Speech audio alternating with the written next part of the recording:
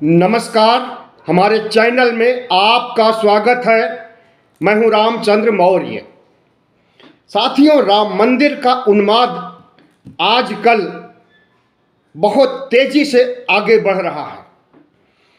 22 जनवरी को राम मंदिर का उद्घाटन और प्राण प्रतिष्ठा को लेकर के भारतीय जनता पार्टी, आरएसएस और तमाम हिंदू संगठन, साधु मंडली जितना आत्मविश्वास से लैस है और जिस तरह से राम मंदिर को एक बहुत बड़ा एजेंडा बना करके चुनाव जीतना चाहते हैं 2024 का, आज हम इसका खुलासा करेंगे और आपको बताएंगे कि क्या मंदिर भारतीय जनता पार्टी को जिताएगा या डुबाएगा। साथियों, हमारे चैनल को सब्सक्राइब कर लीजिए, बहुत ताकत मिलेगी हमें इससे।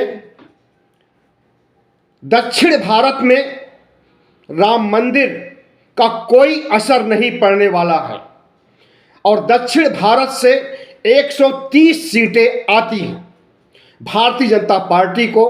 तमिलनाडु, केरल, आंध्र प्रदेश, तेलंगाना, कर्नाटक, किसी भी राज्य में मंदिर के आधार पर वोट नहीं मिलने वाला है। कर्नाटक में हो सकता है कुछ सीटें मिल जाएं, लेकिन तेलंगाना, तमिलनाडु, आंध्र और केरल में भारतीय जनता पार्टी की दुर्गति पहले भी हुई थी और 2024 के चुनाव में भी यह दुर्गति होने वाली है। तो राम मंदिर का जो एजेंडा एक ब्रह्मास्त्र के रूप में इस्तेमाल कर रही है भारतीय जनता पार्टी, इसका पूरा फायदा उसे मिल पाएगा या नहीं मिल पाएगा यह तो समय बताएगा। लेकिन अभी के माहौल को देखते हुए निश्चित रूप से यह कहा जा सकता है कि सिर्फ राम मंदिर के एजेंडे पर भारतीय जनता पार्टी को वोट नहीं मिलने वाला है। इस देश की आबादी 140 करोड़ है, जिसमें 85% ओबीसी, एससी, एसटी है, बहुजन समाज के लोग हैं और बहुजन समाज के लोगों में पिछले 5 सालों से सोशल मीडिया की वजह से और तमाम वजहों से जितनी जागरूकता आई है और अधिकांश बहुजन समाज के लोग, ओबीसी, एससी, एसटी के लोग यानी 85% लोग मनुवादी से अंबेडकरवादी बन गए हैं और जो लोग अंबेडकरवादी बन गए हैं वे मनुवाद को समूल उखाड़ फेंकना चाहते हैं। ऐसे में मनुवादी पार्टी, भारतीय जनता पार्टी और आरएसएस, जो कि एक संगठन है, अपने को सांस्कृतिक राष्ट्रवाद का पुरोधा कहता है, लेकिन राजनीति पर उसका जितना ध्यान रहता है और जितनी ताकत लगाती है उतना उसे सांस्कृतिक राष्ट्रवाद में की विचारधारा को आगे बढ़ाने में नहीं देखा जा सकता है। तो दलित, आदिवासी, पिछड़े, अति पिछड़े आज तथागत बुद्ध से लेकर के अंबेडकर तक के अनुयायी हो गए हैं। तथागत बुद्ध, कबीर, रैदास, पेरियार, ज्योतिबा राव फूले, बाबा साहब डॉक्टर भीमराव अंबेडकर इनके अनुयायी हो चुके हैं। ऐसे में मनुवाद जो एक समानांतर धारा चला रही है, अंबेडकरवाद और मनुवाद की जो समानांतर धारा चल रही है, उसमें अंबेडकरवाद आगे बढ़ता हुआ दिखाई दे रहा है। और इतना समझ लीजिए कि जितने लोग अंबेडकरवादी हो चुके हैं वे भारतीय जनता पार्टी को राम मंदिर के मुद्दे पर वोट देने वाले नहीं हैं। अल्पसंख्यकों की बात रही तो अल्पसंख्यकों में सबसे ज्यादा संख्या मुसलमानों की है। और मुसलमान भारतीय जनता पार्टी को 2014 में कुछ महिलाएं 3 तलाक के नाम पर जरूर वोट दे दी थी, लेकिन 2019 में वोट नहीं दिया मुसलमानों ने, और मुसलमानों का वोट प्रतिशत 20% है। 34% पर 37% पर सरकार चल रही है भारतीय जनता पार्टी की 2019 से, और मुसलमानों का एक मुश्त वोट 20% है। तो मुसलमान भी राम मंदिर के मुद्दे पर भारतीय जनता पार्टी को वोट देने वाले नहीं हैं। भारतीय जनता पार्टी में इनका अल्पसंख्यक मोर्चा है, उसमें जो मुसलमान हैं या जो प्रधानमंत्री नरेंद्र मोदी के अंधभक्त मुसलमान हैं, उसके अलावा कोई भी मुसलमान इन्हें वोट नहीं देगा। ये चाहे भले ही पसमानदा मुसलमानों को पटाने की कोशिश करें, मुसलमानों में फूट डालने और मुसलमानों को सब्जबाग दिखाने, मुसलमानों को, गरीब मुसलमानों को 5 किलो राशन देने की बात करें, लेकिन इस पर मुसलमान वोट देने वाले नहीं हैं। तो 20% वोट एक मुश्त निकाल दीजिए 100% में से कि नरेंद्र मोदी को नहीं मिलता है, बचा 80% वोट।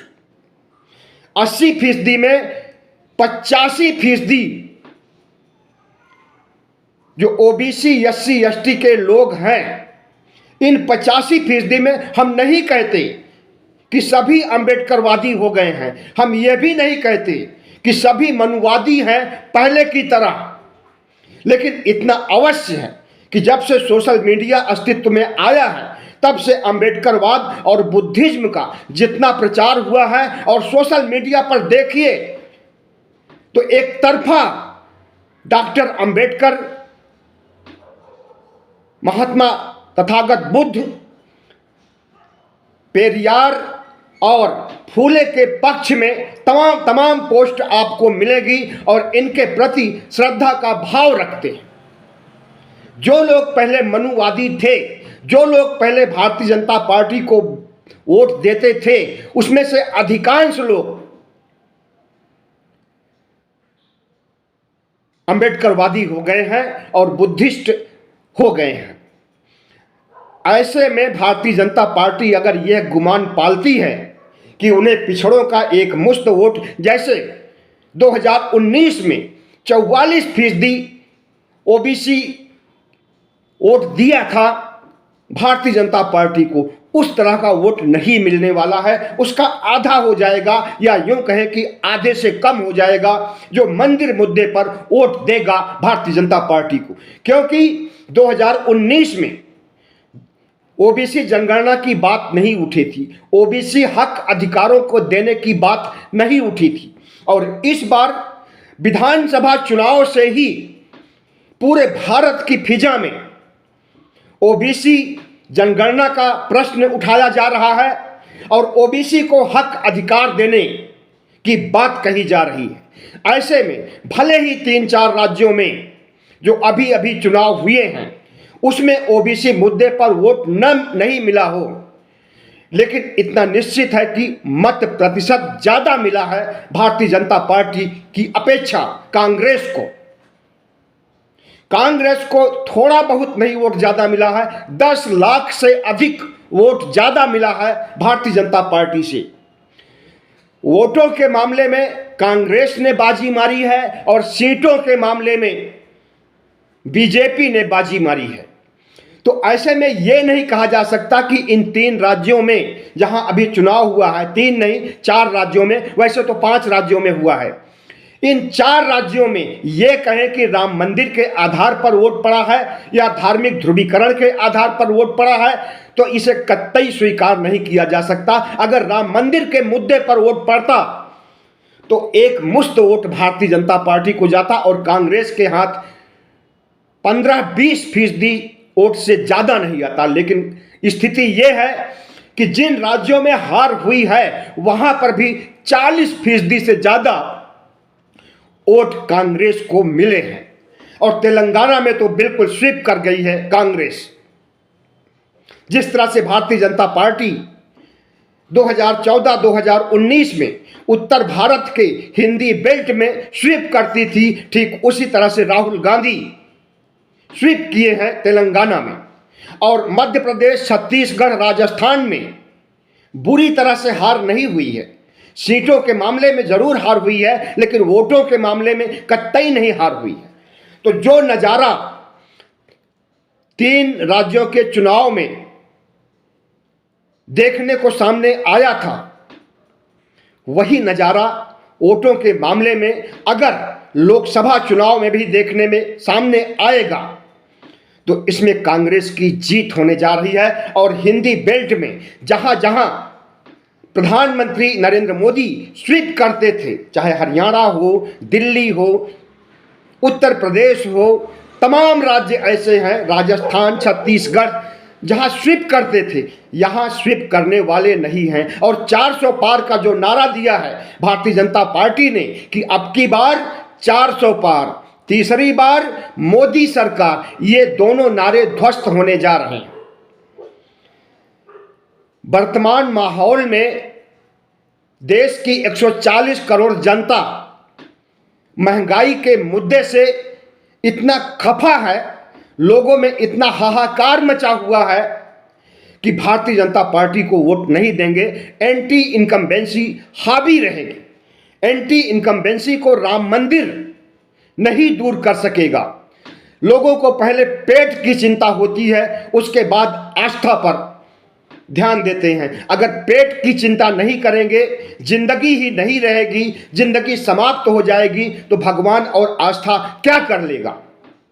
वैसे भी वैज्ञानिक दृष्टिकोण जितना समाज में बढ़ रहा है, उसके तहत बुद्धिज्म जितना बढ़ रहा है, अंबेडकरवाद जितना बढ़ रहा है, उसके तहत मनुवाद का सफाया हो रहा है। और मनुवाद का सफाया होने का मतलब बीजेपी का सफाया, आरएसएस का सफाया, कट्टरपंथी संगठनों का सफाया। इन्हें लग रहा है कि राम मंदिर का उन्माद खड़ा करके हम 2024 भी जीत लेंगे और जीत करके इस देश को लोकतंत्र से राजतंत्र में तब्दील कर देंगे और 2025 के पहले हिंदू राष्ट्र बना देंगे। तो इनका यह सपना धरा का धरा रह जाएगा। ये चाहे भले ही चीख चीख करके हिंदू राष्ट्र बनाने की कस्में खाएं, बहुत बार बहुत शहरों में कस्में खा चुके हैं। योगी आदित्यनाथ के द्वारा बनाई गई युवा वाहिनी के कट्टर हिंदू अनेकों बार अनेकों शहरों में, महानगरों में हिंदू राष्ट्र की कस्में खाए हैं। और आज की तिथि में राम मंदिर को इतना बड़ा करके दिखाया जा रहा है, जिस तरह से पूरे देश से 22 जनवरी के बाद श्रद्धालुओं को अयोध्या मुफ्त में भेजने की प्लानिंग की जा रही है रेलगाड़ी से। और जब चुनाव आचार संहिता लागू हो जाएगी तो रेलगाड़ी छोड़ करके बसों से भेजने की कवायद करेंगे भारतीय जनता पार्टी के लोग, हिंदू संगठन के लोग। जो लोग राम मंदिर के मुद्दे पर अयोध्या आएंगे, रामलला के दर्शन करेंगे, इन्हें उम्मीद है कि वे लोग जरूर वोट देंगे भारतीय जनता पार्टी को। लेकिन ऐसा नहीं होने वाला। कितना भी फ्री कर दें, सिर्फ किराया फ्री होगा, आने जाने का, खाने पीने का, रहने का सारा खर्चा उन्हें खुद उठाना पड़ेगा। तो ऐसे में कोई आने वाला नहीं है। और ठंड जितनी तेज पड़ रही है, ये ठंड अभी बरकरार रहेगी। कम से कम 22 जनवरी 26 जनवरी तक तो ठंड रहेगी। ऐसे में इनका ये सपना धरा रह जाएगा कि हम राम मंदिर के मुद्दे पर ध्रुवीकरण करेंगे और श्रद्धा के नाम पर इस देशवासियों से वोट पाएंगे। हमें नहीं लगता कि ऐसा कुछ होने वाला है। पूर्वोत्तर भारत में भारतीय जनता पार्टी को बुरी तरह से हार होने वाली है। वहां पर मंदिर मुद्दा काम नहीं करने वाला है, क्योंकि वहां पूर्वोत्तर में ईसाई हैं और आदिवासी हैं।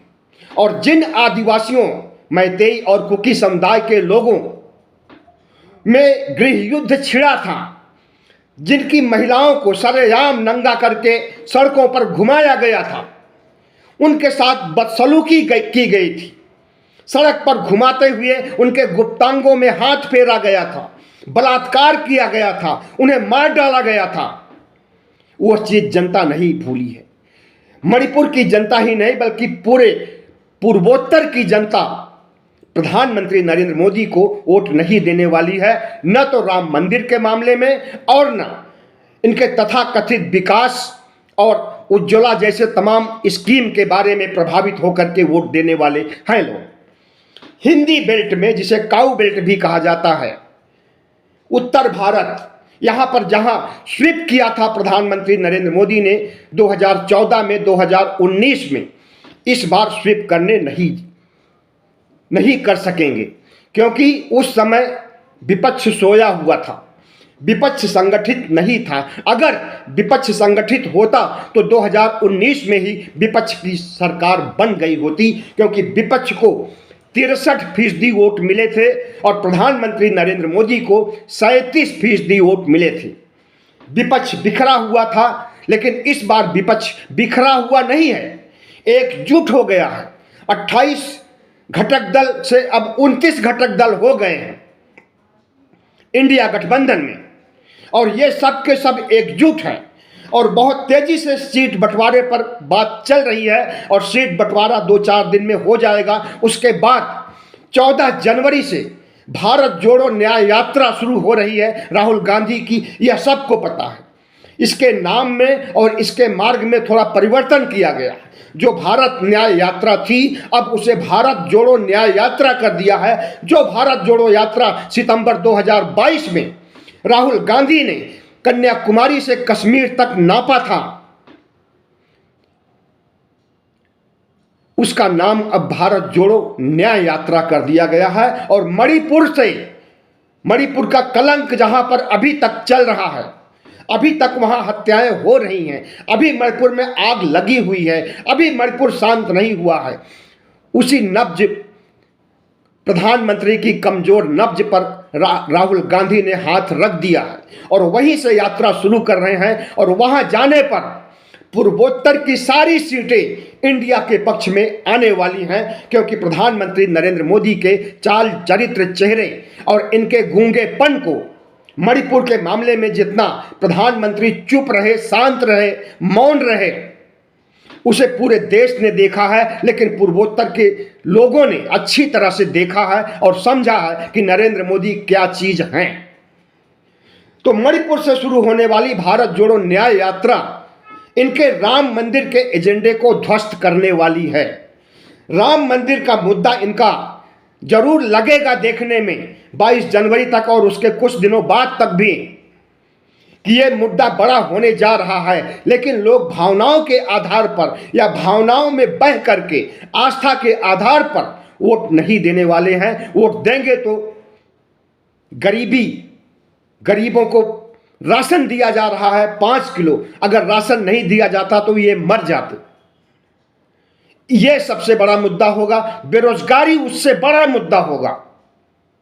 और प्रधानमंत्री नरेंद्र मोदी ने जिस तरह से देश को बेचने का काम किया है, कारपोरेट को बड़ा किया है, कारपोरेट को माला माल किया है, दुनिया का बड़ा व्यापारी बना दिया है अडानी को, इस चीज को इस देश की जनता देख रही है और महसूस कर रही है। जिस कोरोना काल में लोगों की आमदनी घट गई थी, कितनी मौतें हो रही थी, विभत्स स्थिति उत्पन्न हो गई थी, लाशें ही लाशें दिखाई दे रही थी, उस कोरोना काल में 47 लाख से ज्यादा मौतें अपने देश में हुई हैं।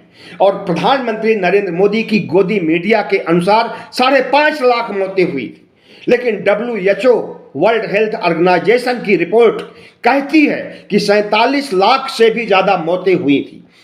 उस समय कोरोना के विभत्स काल में लोगों की आमदनी घट गई थी, नौकरियां छूट गई थी, प्राइवेट नौकरियां ही नहीं, बहुत सी सरकारी नौकरियां भी लोगों की छूट गई थी और बहुत सी सरकारी नौकरियां करने वाले लोग मारे गए थे कोरोना के आतंक से। तो उस समय, कोरोना के समय में अडानी माला माल हो रहा था, अडानी दुनिया का नंबर 3 का व्यापारी बन रहा था। इस चीज को इस देश की जनता भूली नहीं है, और यह भी नहीं भूली है कि जब कोई महामारी आती है तो वो सफाया करती है। उसके लिए हेल्थ इंफ्रास्ट्रक्चर होना चाहिए, उसके लिए मजबूत इच्छा शक्ति होनी चाहिए, उसके लिए कोरोना जैसी महामारी से लड़ने के लिए